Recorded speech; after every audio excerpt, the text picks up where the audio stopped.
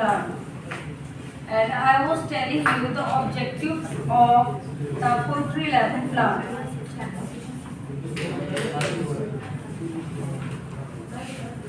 To help the learner enjoy the poem. It is the first objective of art poetry teaching. To help the learners understand the central and the detailed meaning of poem. बच्चों को हम लोग पढ़ाते हैं कोई भी poem तो जो है उसका मेन मोटिव और ऑब्जेक्टिव क्या होता है कि बच्चों को वो समझ में आए कि पोएम में दिया क्या है, उसका सेंट्रल आइडिया क्या है. To guide the learner in appreciating the idea, the music and the beauty of the language. ये भी हमारा क्या है ऑब्जेक्टिव है. जब भी हम बच्चों को पढ़ाते हैं तो बच्चों में ब्यूटी ऑफ लैंग्वेज की समझ आए, उनका विकास हो.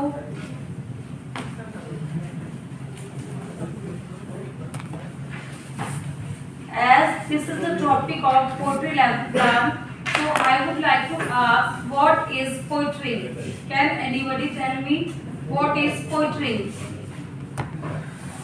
Poetry is the spontaneous overflow of powerful feelings. According to whom? Wordsworth. William Wordsworth. And और कोई बताना चाहेगा पोइट्री क्या है? Poetry is the criticism of life. This is again Matthew Arnold की लाइनें हैं. Poetry is the criticism of life. If I talk about poetry, then हम कह सकते हैं कि सिंपल मीनिंग में हम ये बता सकते हैं कि poetry is a form of literature in which ideas, emotions and experiences are expressed in a condensed, imaginative and rhythmic language. अगर हम पोइट्री को देखें तो पोइट्री यही है ना, एक पोएट के खुद के अपने क्या है थॉट्स है, उनका एक्सपीरियंस है, उसका जो भी नजरिया है किसी भी चीज को देखने का, वही पोइट्री है. और पोएट्री में क्या, what is the difference between poetry and prose? कोई बता सकता है पोएट्री और प्रोज में अंतर क्या है? Yesterday I explained the difference between prose and poetry and the basic and fundamental difference between prose and poetry to convince to the students. This is in simple words. Prose contains and consists with paragraphs and poetry consists with stanza. And other difference between poetry and prose? Natural flow of thoughts in poetry, but there is some stress of grammatical rules and punctuations are in prose. Sir एक चीज जैसा आपने बताया कि natural क्या था? Natural flow of expression in poetry. Natural flow of expression. As Wordsworth has explained, poetry should be common, and whatever the spontaneous overflow of the powerful feelings recollected in tranquility, that is the cause of outburst of emotions, that is poetry. And सबसे जो मतलब important thing होता है अगर हम poetry और pros में देखें तो वो है मीटर. मीटर जो है हमारा पोएट्री में होता है जबकि हमारा प्रोज में नहीं होता. रिदम, चलिए मान लेंगे आपकी बात, मान लेंगे. मानिए ये सही है. Rhyming, rhythm, intonation, stress, all the things are there in poetry. If I talk about poetry, but in prose there is no stress, there is no rhythm, there is no rhyming. And figure of speech is also there in poetry to create beauty and deeper meaning of anything.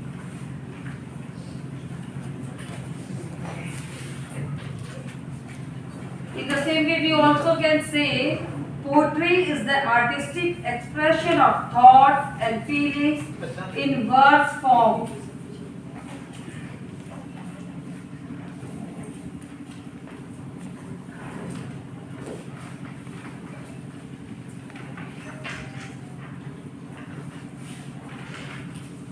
Now tell me, what is the purpose of teaching poetry in the class? क्यों रखा गया poetry को बच्चों को पढ़ाने के लिए? क्या रीजन था? सोचिए, पोएट्री क्यों पढ़ाई जाती है क्लास में? Because it is regarding the syllabus. नहीं और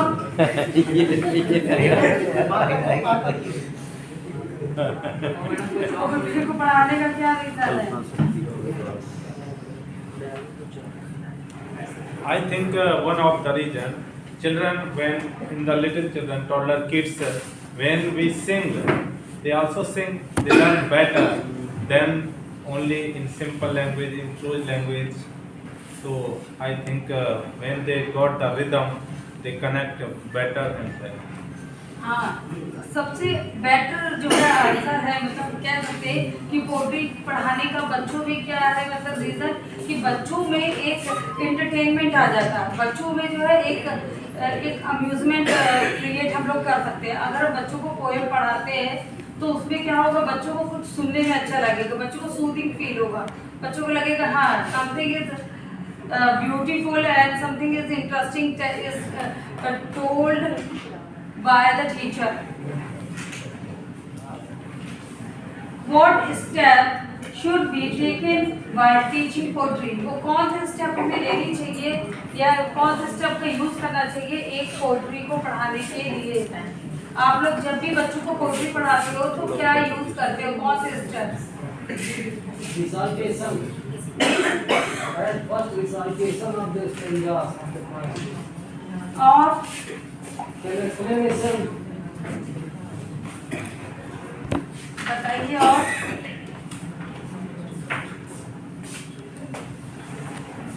पहले उसका संस्कार पाठ करने जाए। रिसाइटेशन।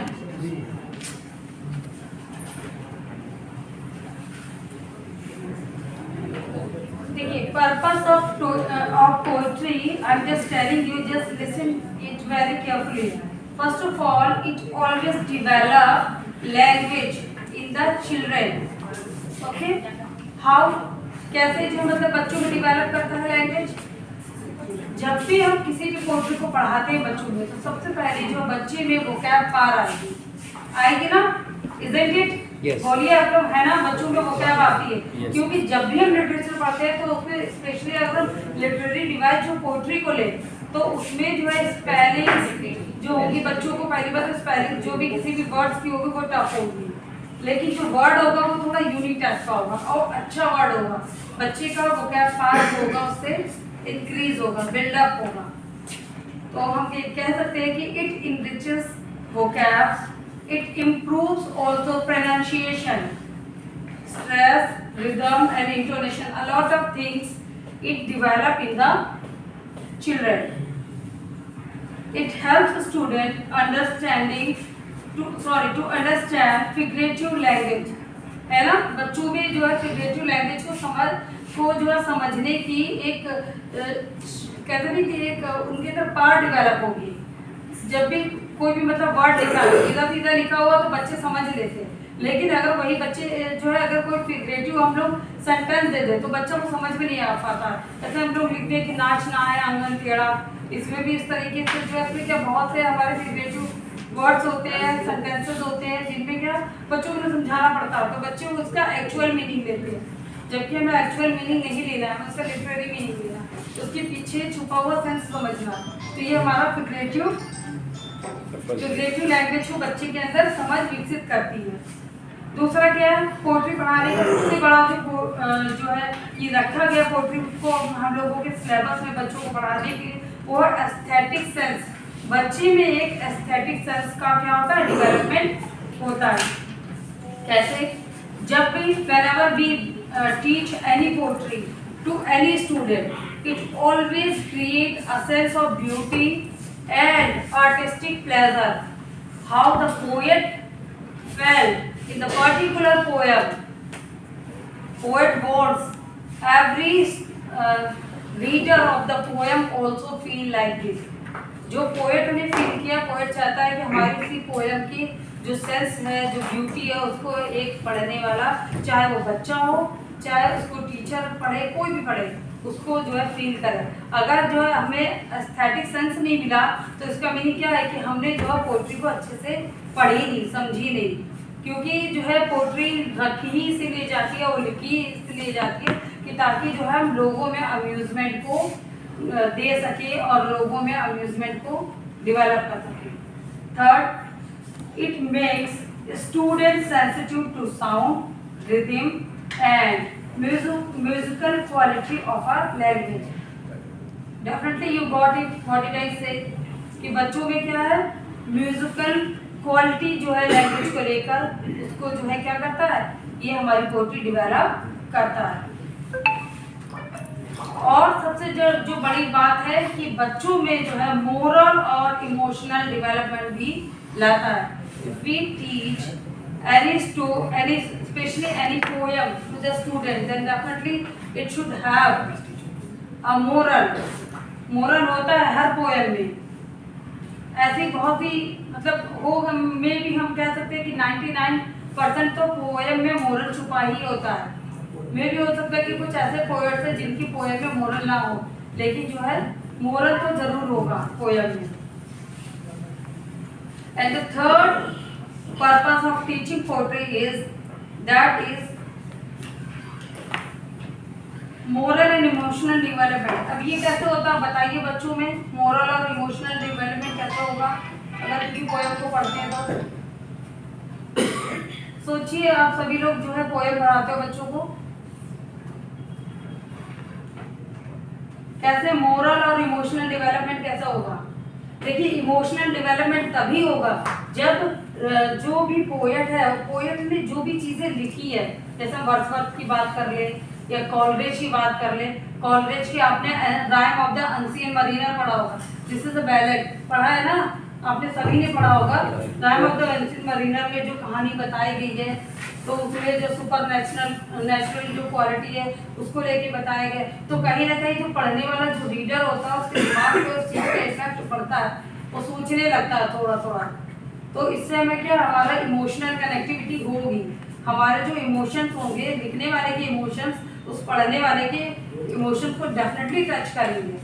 जैसा मैं ये पढ़ती हूँ इस पोएम को, एक और जो पोएम है टेनिसन के ब्रेक ब्रेक ब्रेक, तो उसमें जो है पोएट ने जो है अपने क्या किया, अपने जो है फ्रेंड को, जो कि क्या है वो डेथ उसकी हो गई, आर्थर हेनरी हेलम को उसकी डेथ के बारे में लिखा है। और उसमें जो सबसे ज्यादा हार्ट टचिंग लाइनें है ना, कि कहता है ना पोएट कि कल फिर से सुबह होगी, कल फिर से जो ये पूरे जो दिन की जो एक्टिविटी, ये जो संसार है फिर से वही चीजें करेगा, लेकिन I will never ever listen to my friend's voice and I will never touch my friend's hand, never touch his body। ये लाइनें जो सचमुच जो है मुझे अंदर से जो मतलब फील करा देती कि ये बात सच है कि जब कोई अपना चला जाता है तो इंसान को क्या होता है, दोबारा कभी ना तो उसको सुन पाएगा ना तो उससे कभी टच कर पाएगा। तो ये पोएट के इमोशंस थे, उसकी जो फीलिंग्स थी, उसकी जो भावनाएं थी, वो पढ़ने वाले रीडर्स को टच करेगी ना? आप लोग मानते हो नहीं ये चीज? Madam, students are not mature. I think the students are not mature enough that they can be emotionally connected with the poem. The teacher can be emotionally connected with the poem. Either it may be or the rhyme of ancient mariners. But the students have nothing to do with the rhyme of ancient mariners. वो तो पढ़ते ही नहीं madam. लेकिन आप जो भी poem को अगर आपने बताया सर, जितने अच्छे तरीके से आप एक्सप्रेस कर लोगे तो डेफिनेटली बच्चे के जो है को आप कनेक्ट कर लोगे अपने इमोशन से। आप ये जानते हो ना, कहते ना कि जो है एक मतलब रिसाइटेशन की और एक एक्सप्रेशन की एक आपके अंदर एक आर्ट होनी चाहिए, तभी जो उसको आप अपने थॉट्स को जो है दे पाओगे।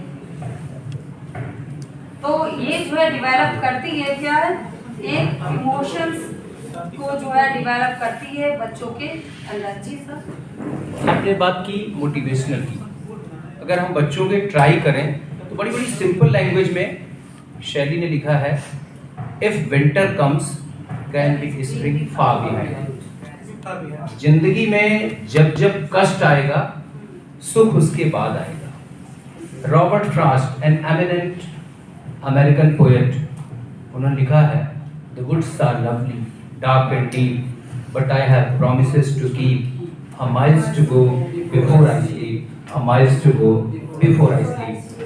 What does the poet wants to teach in these lines? अरे पथिक, जीवन में जितना भी आकर्षण है, छलावा है, धोखा है, तुम्हें शाम तक जितने लक्ष्य परिलक्षित करने हैं उन्हें हासिल कर लेना है, शाम का ठिकाना नहीं। और जिंदगी की अंतिम आगोश में जाने से पहले तुम्हें जिंदगी में जितने दिए गए लक्ष्य हैं उन्हें हासिल करना है, a miles to go before I sleep. So many poets are in English literature that has given a lesson of morality and motivational. We teachers can understand easily and can produce this effect among the students. Thank you. बहुत अच्छा sir ने बताया कि जैसे sir ने explain कर दिया कि बच्चों को हम कैसे इसमें डिवेलप कर सकते हैं, जो बच्चों के अंदर मोटिवेशनल थॉट्स को और इमोशंस को किस तरीके से हम ला सकते हैं और एक अंडरस्टैंडिंग भी डिवेलप होती है। And it conveys moral values, philosophy and human experiences, है ना। बच्चों में जब भी हम लोग पोएट्री को पढ़ाते हैं तो डेफिनेटली ये जो है, जो भी हमारे ह्यूमन वैल्यूज है और जो भी एक्सपीरियंसेस है वो सब जो है बच्चों को उसमें जो है डिवेलप करता है हमारी पोएट्री, अगर हम अच्छे से बच्चों को ये पढ़ाएं। ठीक है। नेक्स्ट जो है हमारा purpose of teaching poetry, that is culture and social awareness. बच्चों में कल्चर और सोशल अवेयरनेस को भी डिवेलप करता है। इट इंट्रोड्यूस, कैसे, किस तरीके से आप समझिए इसको, it introduces different culture, tradition and historical context. बहुत सी पोएम ऐसी होती है जिसमें हिस्टोरिकल स्टोरीज होती है, ट्रेडिशंस होती है, जिनको जो है अगर हम लोग पढ़े और बच्चों को उनके बारे में बताया जाए तो बच्चा डेफिनेटली समझेगा उस चीज को। Reflect society, nature, love, suffering and human value. और सबसे जो बड़ा पर्पस है हमारी टीचिंग पोएट्री का वो है development of imagination and creativity. कैसे, इस तरीके से होता है, ये देखिए, स्टिमुलेट्स क्रिएटिव थिंकिंग। जब भी बच्चे को पोएम पढ़ाई जाती है तो बच्चे के अंदर एक क्रिटिकल थिंकिंग क्रिएट होती है, डिवेलप होती है। It always develop a critical thinking in the children. It encourages student to think beyond literal meanings. कोई भी इंसान हो, चाहे बच्चा हो चाहे कोई बड़ा इंसान हो, जब भी अगर किसी पोएम को कायदे से आपने पढ़ा है, अच्छे से पढ़ा है, तो डेफिनेटली आप जो है उसकी लिटरल मीनिंग से भी कहीं ऊपर जाकर सोच सकते हो। जरूरी नहीं है कि पोएट में जो मीनिंग लिखा है वही आप सोचो। ये होता है ना, अगर पोएम में जिस्ट ना दिया हो तो कभी भी हम लोग उस पोएम को अच्छे से एक्सप्लेन नहीं कर पाएंगे। तभी हर पोएट जो है अपनी पोएम को लिखने के बाद जिस्ट जरूर लिखता है। इट इम्प्रूव सेल्फ एक्सप्रेशन, है ना। बच्चों में जो है सेल्फ एक्सप्रेशन को भी ये इम्प्रूव करता है। Encourages reflection and inner growth. इससे बच्चे में जो है कॉन्फिडेंस आएगा और इनर ग्रोथ होगी।